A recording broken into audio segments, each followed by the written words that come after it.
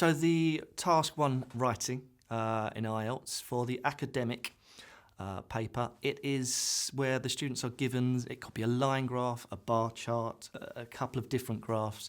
It could be some maps, a couple of maps or plans, and it could be a process diagram. And the idea is that the student takes what is on the page and writes a summary, or writes a report of essentially what is that picture, that graph trying to tell us. One thing that I would always tell teachers to do when they're preparing students for the class is make sure that they know exactly what they need to do for each one. Because writing for a line graph is often about describing trends, whereas if you look at 2 different plans and you have to describe the changes over time, it's a very different thing. So the students and the teachers need to know what to do to get the best score in each one. The general training, the candidate has to write a letter. And again, it's just about mainly knowing the conventions, teaching students in a general training scenario, how do we write a letter? What is the format? And what is the, for example, if I write, dear sir or madam, do I finish it yours faithfully or yours sincerely? It's always interesting how fixated students become over this idea of academic writing. And is it academic enough? And the other one is it formal enough? It is kind of academic in tone, but academic writing is another thing altogether. There is a way of writing. For example, I mean, you wouldn't include contractions.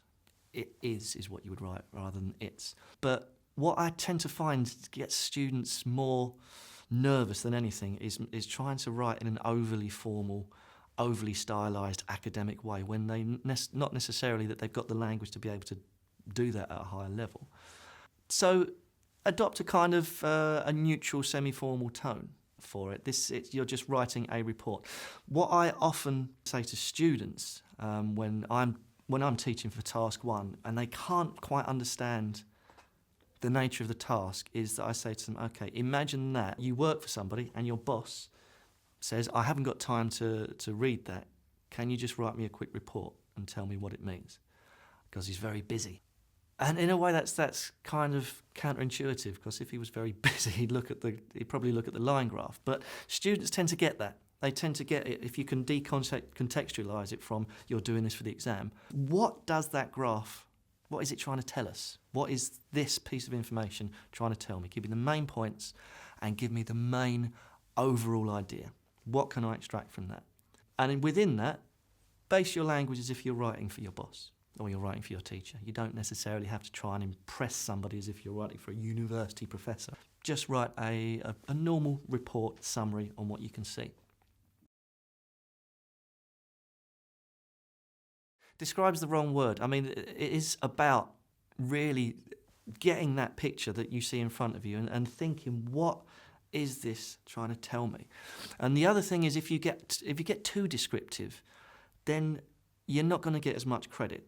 Because if you write about every single, say you've got a line graph, if you write about the progression and the trends of every single thing, everything that happened in every year, every percentage, then the examiner is not going to give you a good mark. You're not going to get a good score for it. The best thing a teacher can do to get really good at teaching a task 1 is to practice themselves. Practice again and again. You can look in course books, you can look on the internet. There are thousands of different IELTS task 1 graphs and charts and everything. The teacher and the students have to just practice. What are the main features here? I don't want to know everything. So look for big trends, look for big differences, look for things that are similar, look for things that you can connect, look for things that don't change. Don't try and get every single change, every single point. This is about the main features. It says it in the question. You want the main features. And to help you do that, and something that is absolutely, absolutely vital, is to think about it in terms of getting a good overview. And in an IELTS Task 1, you have to include an overview. And that's basically like the main summary.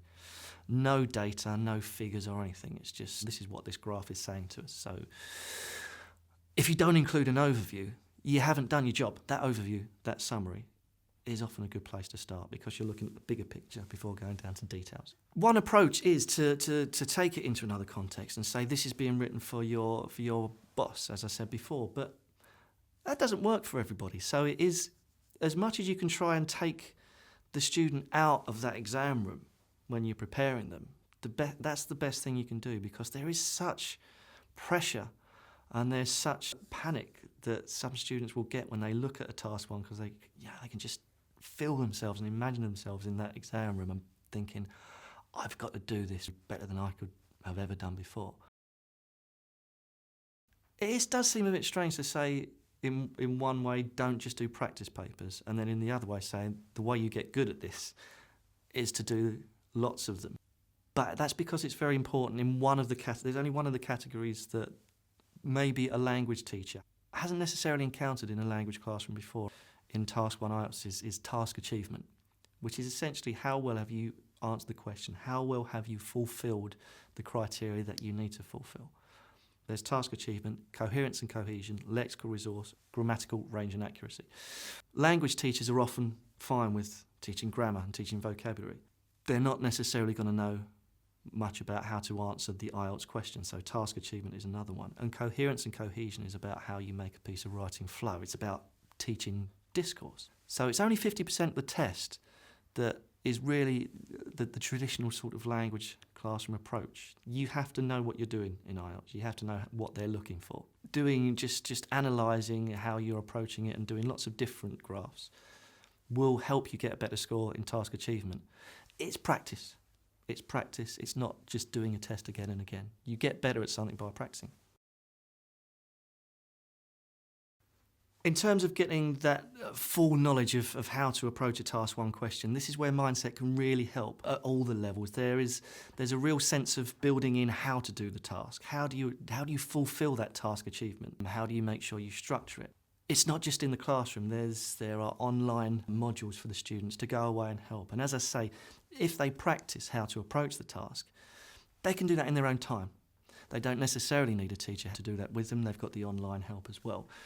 But there's enough support for the teachers in the books to enable them to kind of get to where they need to be pretty quickly, and that's understanding how to approach a Task 1 writing. One of the really helpful things about the book as a whole is that it is broken down into bespoke individual skills units, and each one of those units can be taken out and used as a standalone lesson if you want to. And within that standalone lesson, the task is broken down. It's not just giving a model answer and saying, have a go at that and see how you get on. It's saying, here's what you do for this. And it's not, the course isn't trying to do the same thing again and again. So one unit might talk about how to best answer a question in terms of what main features you're looking for. Another unit might look at how you construct an overview. So taken as a whole, it covers all the ground you need to. But taken individually, you can take this unit out and work on task achievement. You can work on your language to develop, talking about trends. Each unit tackles a part of what you're going to need to do. Don't try and drown the students with too much information. Bits, bits, bits, bits. And it scaffolds the learner all the way to where their understanding is fully developed.